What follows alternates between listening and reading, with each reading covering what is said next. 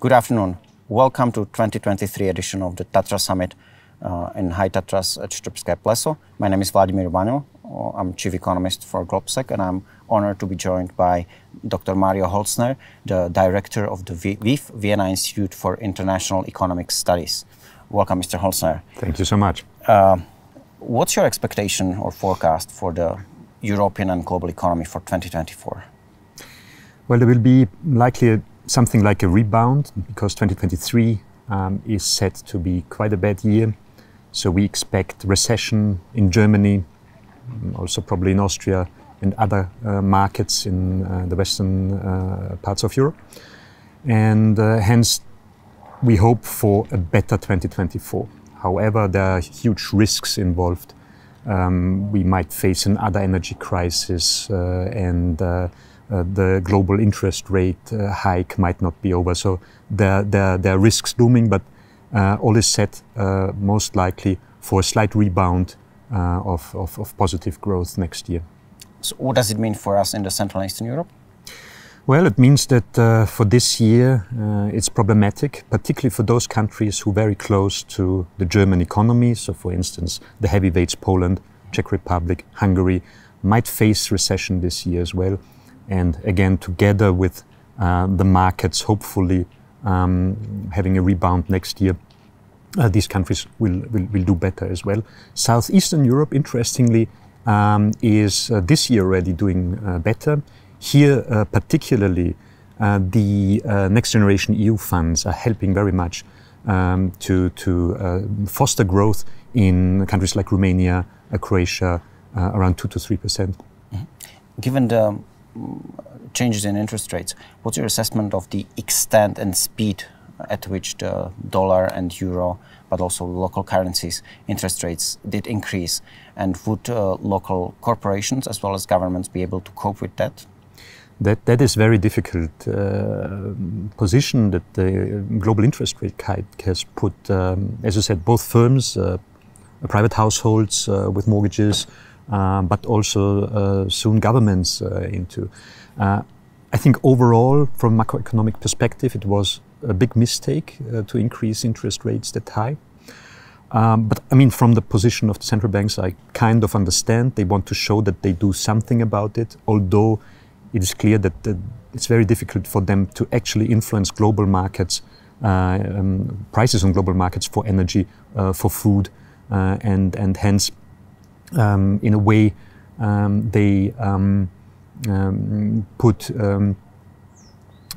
insult to injury, because we don't have only high inflation now, but we are also heading this year into a recession in large parts of Europe, and that's obviously not the best outcome. You want to have high inflation and maybe growth as well. So stagflation is a risk looming ahead of us. Mm-hmm. You've mentioned it briefly. Post-pandemic, and because of the energy crisis and the high inflation, we find ourselves in a position with very high public debts and inevitability or pressure for fiscal consolidation. How do you reconcile this, the fiscal consolidation, with the slowdown in slow growth and possible or the consequences of the steep increase in interest rates and costs of financing of debt? Well, it once again comes in the worst possible situation. It's exactly now that we have to have huge public investments into greening the economy and into fostering human capital and what have you. And now, as you said, fiscal consolidation might be on the table. Difficult to say what the ECB's decisions will be. I hope that the Federal Reserve is somewhat more pragmatic. That's at least what our certain historical experiences would tell us, and that once the US government will have troubles to refinance its debt, that then the Federal Reserve will go into reverse and reduce interest rates again. So that's the hope. If this does not happen, then we are really in troubles, and the crisis will just be prolongated. Mm-hmm. So in light of that, how do you read this commitment of the biggest central banks across the Atlantic to this higher for longer, this commitment to keeping the interest rates at these levels for as long as necessary? Well, I again can understand it from their point of view. They want to show that they do something about it, although in this case they can't do a lot because inflation is not coming from overheated demand. It's a supply side problem. But it's not very wise to just stick to a principle just because you think it looks good. And then I think that's really problematic. And in the end, I hope that also not only the Fed but also the ECB will go a pragmatic path, maybe somewhere reducing the rates at least a little bit, not going probably anywhere to zero or even negative like a few years ago, but still being pragmatic in this situation. Mm-hmm. Against this backdrop, and also given the experience with the supply chain crisis, what would be your policy advice to new European Commission when it comes to the new industrial policy for Europe? Well, I would suggest to really go big into full investment into alternative energy sources, to quickly expand, for instance, the energy networks, to combine basically the possibilities that we have with wind power in the North Sea and the Baltic Sea, and connect that to the huge potential for solar power in the south and hydro in the center, and all the industrial consumers of energy in the center of the continent. This would help a lot. And make us independent of global energy markets. But that involves huge costs and huge investments, and including also making tough choices of where to locate maybe certain industries also related to high-tech industries, where we obviously are lagging behind. We are now trying to copy things that China did a decade or more, and we are a bit late to the party. Mm. Do you imply that also 3Cs initiative and associated infrastructure investments might be something that should come to the forefront of the policymakers? I think that is in principle a great idea, because the 3Cs initiative in a way aims at fostering infrastructure, particularly but not only on the eastern flank of the European Union. Basically on the north-south axis from the Baltic Sea to the Black Sea and the Adriatic Sea. And that will be the future in any case. But at the moment, the 3Cs initiative is not really very functional, partly also because it overlaps with EU initiatives, and the countries have little capacities, and the capacities they really use in order to get as many as possible funds from the European Union programs.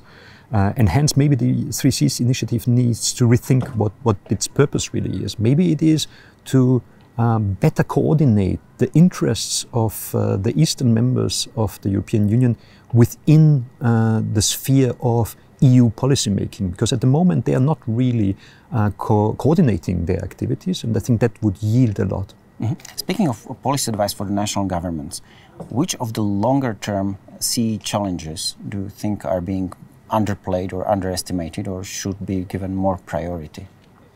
I think it's similar to what the Union in general needs. I think the countries in the region that will first be completely independent of international energy markets, for instance, and that go full way into hydro, wind and solar power generation, they will be able to attract much more investment than others.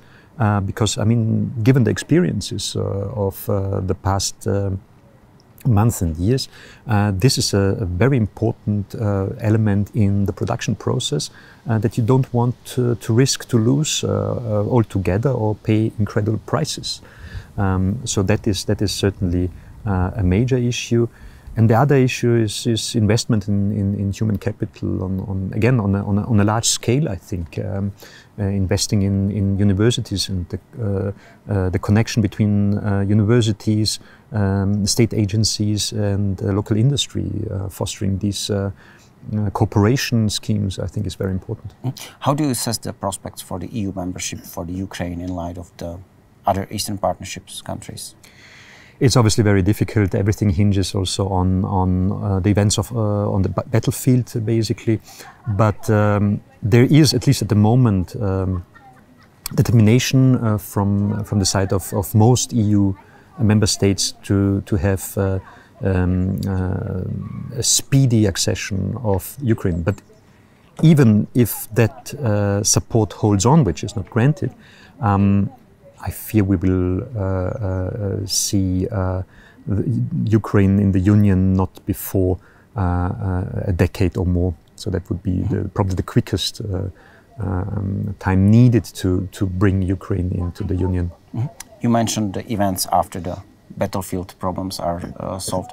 What's your assessment of the cost of the reconstruction of the Ukraine, and which are the biggest hurdles in that? Yeah, we are somewhere around €500 billion. I mean, these are huge sums, and it's difficult to assess it really now altogether. Ukraine will need support in basically all fields of not only infrastructure, but basically reorganization of the whole economy, and that will be very difficult. In light of this discussion about the integration of the Ukraine and its reconstruction, which, as you have mentioned, will be a gigantic project, how will that influence the weight of the CEE, even Austria in particular, within the European continent? I think it will increase the weight of these countries, and just as Austria or Vienna also in particular, if you just look at the architecture in Vienna of the last, let's say, 20 years, I mean, all the new buildings that were constructed by banks, insurance companies, and what have you, around the city center, I mean, that was basically an effect that the country and the city moved from a periphery into the center. And similarly, if Ukraine and maybe Moldova and others in the Western Balkans will one day join the Union, all the countries in between will again move further into the center of the Union, which will make it, which will bring them the advantages of agglomeration economics, and that they will be more in also participating in the global value chains and being hubs for activities further to the east. Thank you very much for your time, Dr. Holzner. Thank you.